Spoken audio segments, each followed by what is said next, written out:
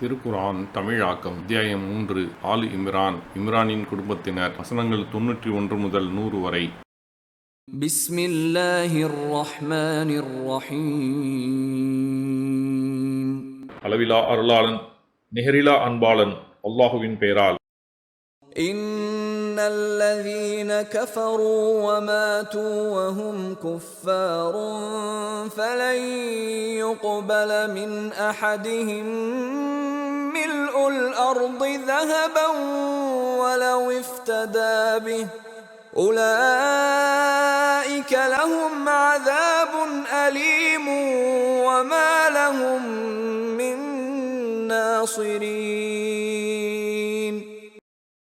அல்லாஹுவை மறுத்து இறை மறுப்பாளர்களாகவே மரணித்தவர்கள் பூமி நிறைய தங்கத்தை ஈடாக கொடுத்தாலும் அவர்களில் எவரிடமிருந்தும் அது அறவே ஏற்கப்பட மாட்டாது. அவர்களுக்கு துன்புறுத்தும் வேதனை உண்டு. அவர்களுக்கு உதவியாளர்கள் யாரும் இல்லை.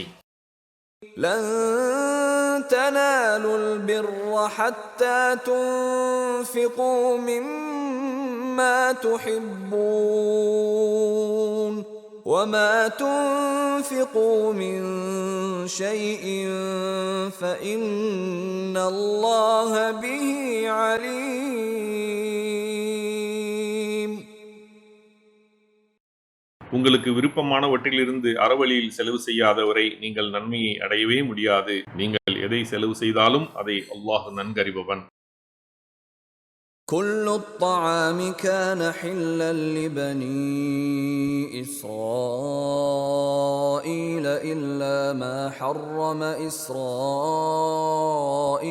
على نفسه من قبل أن تنزل التوراة قل فأتوا بالتوراة فاتلوها إن كنتم صادقين.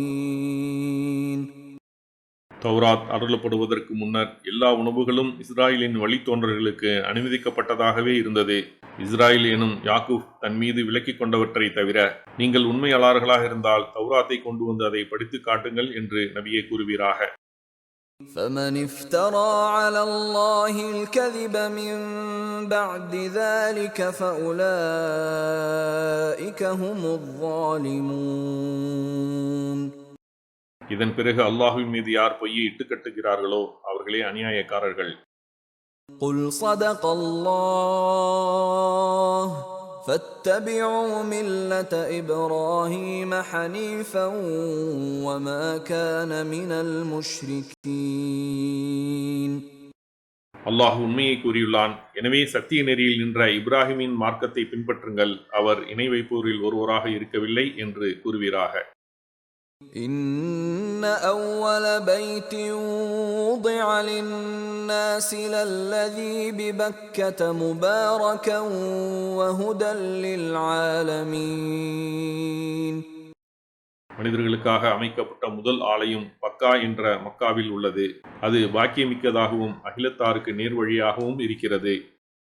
فيه آيات بينات مقام إبراهيم ومن دخله كان آمنا ولله على الناس حج البيت من استطاع إليه سبيلا ومن كفر فإن الله غني عن العالمين.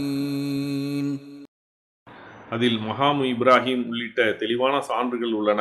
அதில் நுழைந்தவர் பாதுகாப்பு பெற்றவர் ஆவார். அல்லாஹுக்காக அந்த ஆலயத்தில் ஹஜ் செய்வது அங்கு பயணிப்பதற்கு சக்தி பெற்ற மனிதர் மீது கடமையாகும். யாரேனும் இதனை மறுத்தால் அகிலத்தாரை விட்டும் அல்லாஹு தேவைகள் அற்றவன். قل يا أهل الكتاب لم تكفرون بآيات الله والله شهيد على ما تعملون. வேதமுடையோரே, அல்லாஹுவின் வசனங்களை ஏன் மறுக்கிறீர்கள்? நீங்கள் செய்பவற்றை அல்லாஹ் கண்காணிப்பவன் என்று கூறுவீராக.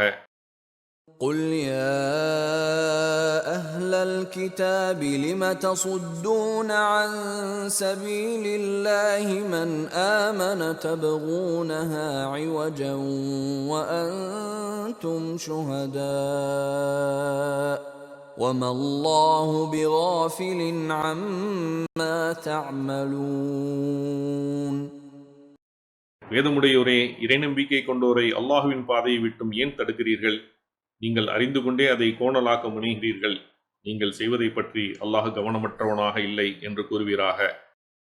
يَا أَيُّهَا الَّذِينَ آمَنُوا إِن تُطِيعُوا فَرِيقًا مِّنَ الَّذِينَ أُوتُوا الْكِتَابَ يَرُدُّوكُم بَعْدَ إِيمَانِكُمْ كَافِرِينَ.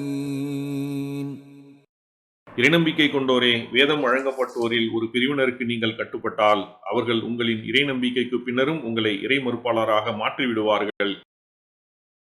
ஜஸாக்கல்லாஹ் ஹைரன். அல்லாஹ் உங்களுக்கு நற்கூலியை வழங்குவானாக. இக்காணொளிகளை பிறருக்கு பகிர்வதன் மூலம் நன்மைகளை பெற்றுக்கொள்ளுங்கள் இன்ஷா அல்லாஹ். இந்த காணொளிகள் தொடர்ச்சியாக உங்களை வந்தடைய சேனலை சப்ஸ்கிரைப் பண்ணுங்க. அத்தோடு அந்த பெல் ஐக்கானையும் கிளிக் செய்தால் இது பற்றிய நோட்டிஃபிகேஷன் உங்களை வந்தடையும் இன்ஷா அல்லாஹ். அஸ்ஸலாமு அலைக்கும் ரஹமத்துல்லாஹி வபரகாத்துஹு.